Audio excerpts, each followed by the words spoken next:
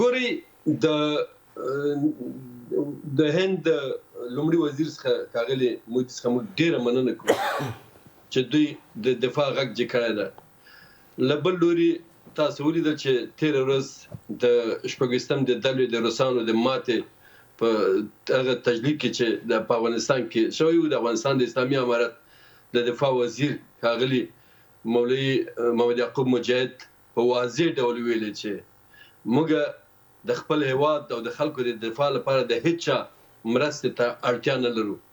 پات شو د پاکستان موضوع. ګوري پاکستان مانورونه کوي، پاکستان غواړي فشارونه راوړي. د پاکستان پلار چې انګریزان دي او نیکه چې امریکا او د تر زمانه د ناتو د غړي د سازمان د غړي وادو ټول دلته ماته پړلې ده. پوزې په دې خاوره مخالفه ده.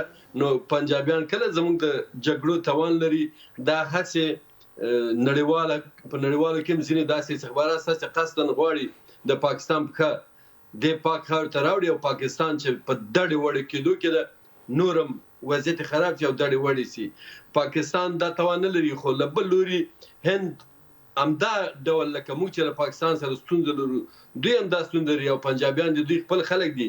کله چې په 1999 کال کې د کارګل موضوع شو دوی جوړه سره وکړه، همداسې په 2009 کال کې د بالاکوټ هوایي پیښې دوی بیا جوړه سره وکړلې. دوی جګړه نه کوي. تیر کال هم چې کله دوی جګړه وکړله لرې ویشتونکي مزایل سره ورکړه. هند که چیرې واقعا د پاکستان ورانېدل غواړي یا پاکستان ته ډېر په غوسه ده باید په خپله هم راوړاندې شي. موږ مننه کوو له هغو هېوادونو چې زموږ دې وضعیت ته په کتو زموږ په دفاع کې درېږي. موږ له دوی نه منندوی یو. همداسې وایي هندوستان د افغانستان یو ښه او د باور وړ دوست دی. داسې نه ده. موږ باید متوازن سیاست وکړو.